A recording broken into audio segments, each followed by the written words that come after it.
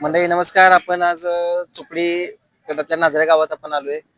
नाझरा या गावामध्ये अनेक उलथापालथ झाली निवडणुकीमध्ये. निवडणुकी शेवटचे आता 2 दिवस राहिलेत. आज प्रचाराचा शेवटचा सुद्धा दिवस आहे आज. आपल्यासोबत काही तरुण मंडळी आहेत. आपण तरुणांची सुद्धा मतं जाणून घेतोय मंडळी. मला सांग तुझं नाव काय? अतुल दादा स्वालदर. शिक्षण काय झालं तुझं? मी ग्रॅज्युएट आहे. ग्रॅज्युएट आहे. तुला काय वाटतं ह्या नाझरा गावातून ह्या गटातून कशी कामं चालू आहेत, लोकप्रतिनिधी कशी पाहिजेत आणि तरुण म्हणून तुझ्या काय अपेक्षा आहेत त्यांच्याकडून? या चोपडी गटातून जिल्हा परिषद साठी तर खरं तर हम्म, उमेदवार हा उल्हास दादा दायगुडे सारखा पाहिजे हम्म. लोकप्रतिनिधी. कशासाठी असं पाहिजे उल्हास? कारण त्यांची कामं भरपूर आहेत. त्यांनी बऱ्यापैकी चोपडी गटात विकासाची कामं केलेली आहेत.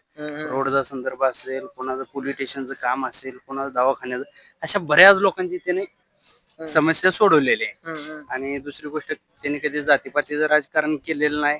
आणि त्यांची उमेदवारी विशेषतः दीन दलित 18 पगड जातीने त्या लोकांनी त्यांना स्वतःहून दिले उभा ते केला. आता अपक्ष म्हणून ते उभारले जातात. त्यांना पक्षातून डावलले गेले, त्यांना म्हणून ते अपक्ष उभारले ते मग आता नाही, कार्यकर्त्यांची इच्छा होती दादा कुठंतर आपलं अस्तित्व टिकवायचं आहे, निर्माण करायचं आहे.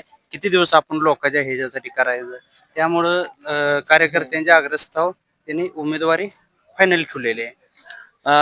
मला एक सांग की त्यांच्यावर उमेदवारी म्हणजे निवडणुकीच्या काळामध्ये अर्ज माघारी घेण्यासाठी काही दबाव आणला गेला का? तुमच्या कार्यकर्त्यांवर काही दबाव आणला गेला का? तुला असं तरुण म्हणून काय वाटतं, हे योग्य आहे का अयोग्य आहे, चुकीचं काय आहे त्याच्यात? व्यक्तिशः दबाव माझ्यावर तर कुणी आणला नाही. म्हणजे त्यांच्यावर दबाव आणला, तुझ्यावर नाही, त्यांच्यावर. तू एक तरुण म्हणून तुझ्यावर कसं लोक दबाव आणतील ना रे? त्यांच्यावर काही दादावर त्यांना कारण त्यांनी बऱ्याच माध्यमाशी बोलताना त्यांनी सांगितलं होतं की मला दबाव बऱ्याच लोकांपर्यंत दबाव आणला गेला, ऑफर दिल्या पैशाच्या वगैरे सगळ्या. हे सगळं लोकशाहीमध्ये योग्य आहे का? नाही, हे चुकीचं आहे. हे लोकशाहीला कुठेतरी कलंक लावणारी गोष्ट आहे. दादांसाठी दादांनी भरपूर केलं होतं लोकांसाठी. पण आता पुढच्या बऱ्याच ह्या कालावधीत दादांवर बऱ्याच ऑफर अशा 1 कोटी देतो, 2 कोटी देतो, 3 कोटी देतो, काय कोट्यावधीच्या ऑफर?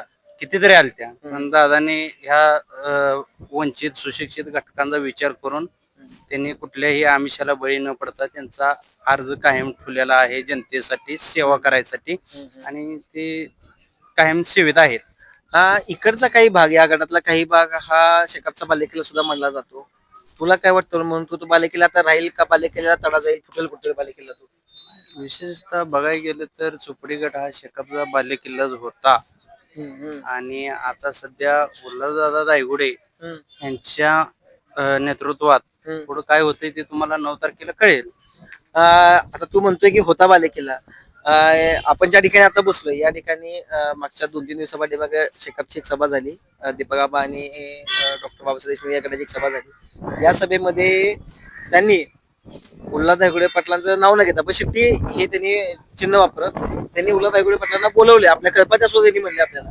मग हा त्यांनी कळपात गेल्यानंतर हा गट आबाजीत राहील का परत?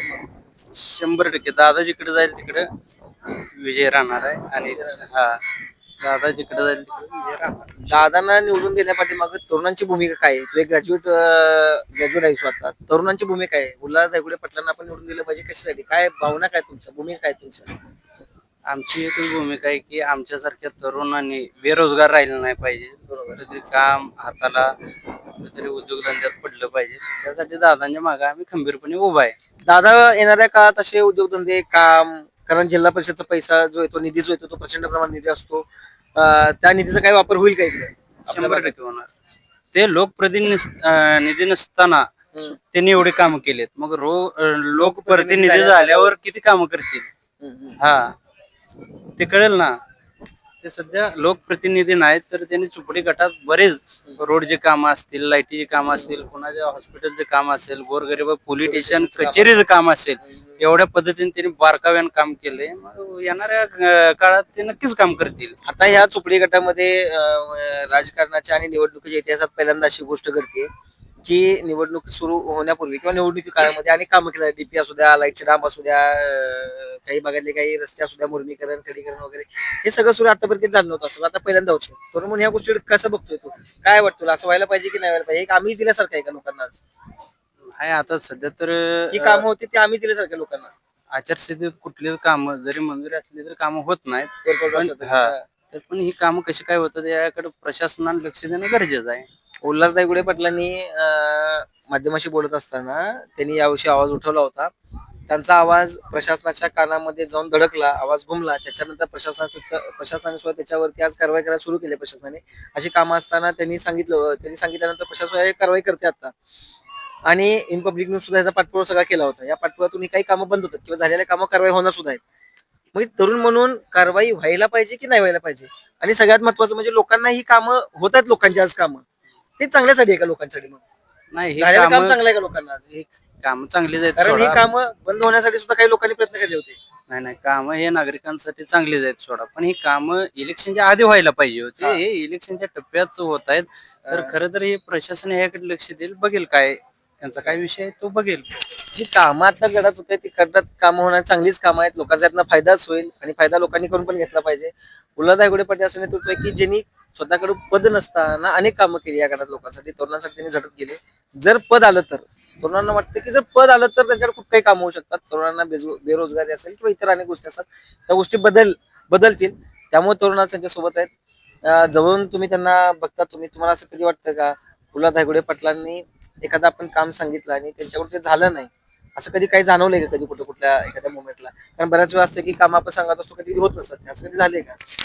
नाही, माझं खरं तर वैयक्तिक मी एकही काम घेऊन कधी गेलो नाही दुसऱ्यांसाठी? दादाकडे. पण येणाऱ्या मी पुढच्या माणसांची कामं बघितली, कोणाचे पोलीस स्टेशनचे, कोणाचे कोर्ट कचेरीचे मॅटर असेल, तर दादा निश्चित तिथं जाऊन त्यांनी ते कामं स्वतः प्रत्यक्षात उतरून त्या लेवलला उभा राहून करून घेतलीत कामं. अशी कितीतरी उदाहरणं आहेत गावात. एक प्रामाणिक मत सांगितलं की मी माझं वैयक्तिक काम त्यांच्याकडे घेऊन गेलो नाही, पण मी बघत असताना अनेक लोकांची जी कामं होती त्यांनी ते सोडून गेले आणि ते खंबीरपणे उभं राहतात, कामं ते करत असतात लोकांची. तरुणांची एक अशा प्रकारची एक भावना आज आपल्या नजरात पाहायला मिळते. कामं होत आहेत. निवडणुकीपूर्वी जी कामं सुरू आहेत ती कामं चांगल्यासाठी आहेत. लोकांनी त्याचा स्वीकार सुद्धा केला पाहिजे, कामं करून घेतली पाहिजे लोकांनी, अशी सुद्धा तरुणांची भावना आहे. धन्यवाद.